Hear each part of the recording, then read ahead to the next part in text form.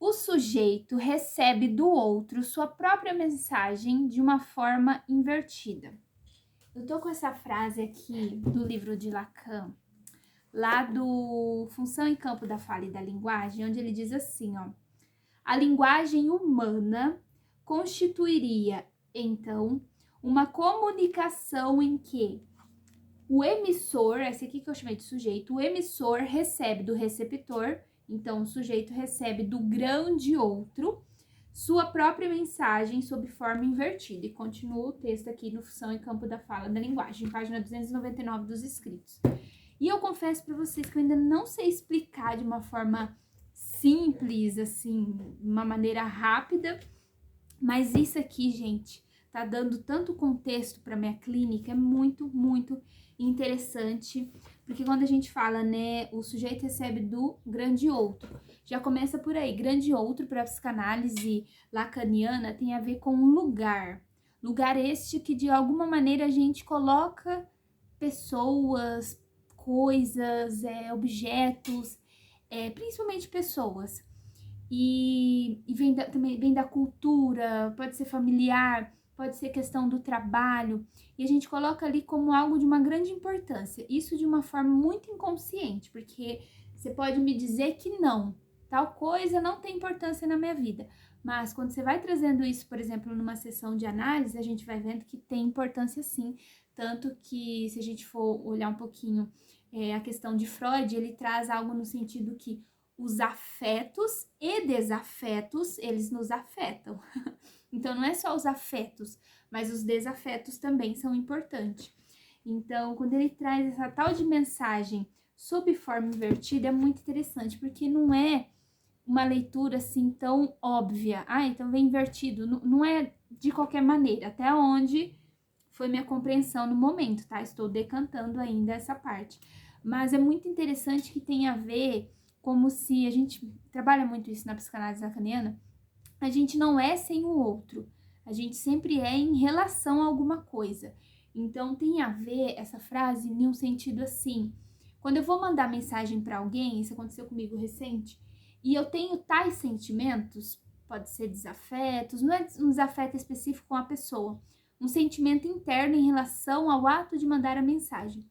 E quando a gente olha para isso, que eu fui olhar, né, sempre estou olhando as questões que estão aí me incomodando, tem algo relacionado à minha história, a um lugar que eu aprendi também a me colocar. Isso tem a ver com posição subjetiva do sujeito e tem a ver com essa questão desse grande outro. Eu estou colocando essa pessoa que eu iria mandar, já até mandei, já consegui fazer os cortes necessários e agir, mas assim, tem a ver com essa pessoa.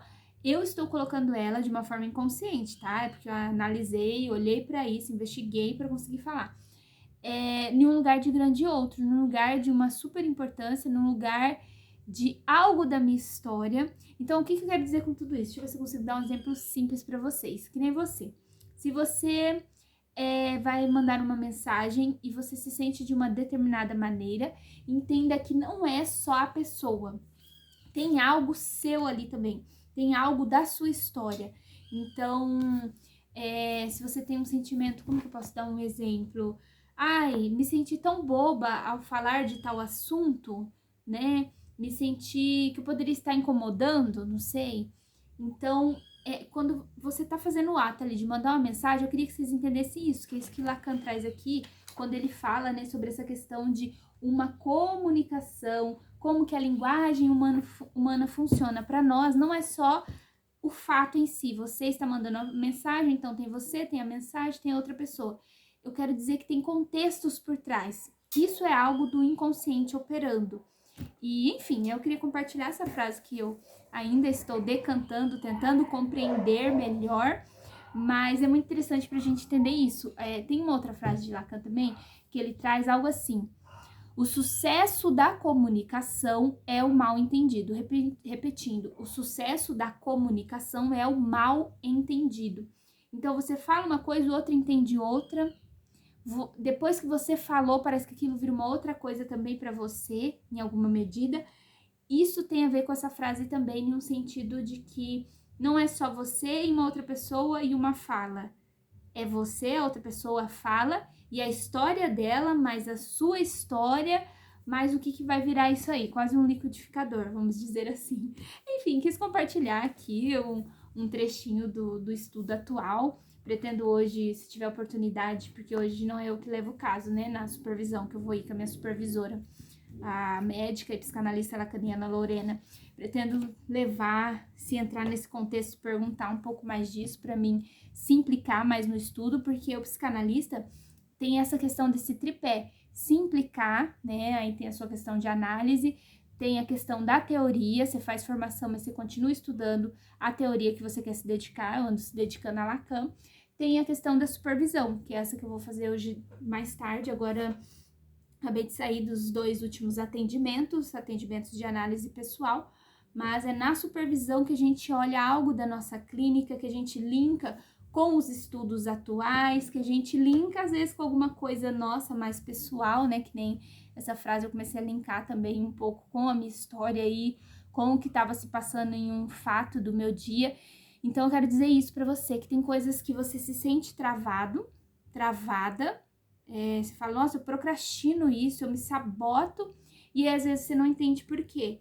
Entenda que tem algo aí pra gente olhar em relação a talvez a um link da sua história, a talvez o que isso significa para você, a talvez também como que aquilo vai modificar a imagem que você tem de você mesma. Se você quer ter uma nova imagem, entenda que é um processo conseguir isso, não é uma coisa tão simples, mas também não é impossível. Eu gosto de falar que as coisas que nos marcaram, né, na psicanálise lacaniana, especialmente, a gente trabalha com a questão dos significantes, mas entenda que não precisa ser um carimbo, tá? A gente pode conseguir modificar isso, por exemplo, num processo de análise pessoal, por exemplo, trabalhando essa questão, assim, desse olhar interno, tendo essas nuances que eu tô falando para vocês, que a comunicação não é tão simples assim. Então, às vezes, você não consegue conversar com tal pessoa determinado assunto, ou nenhum assunto.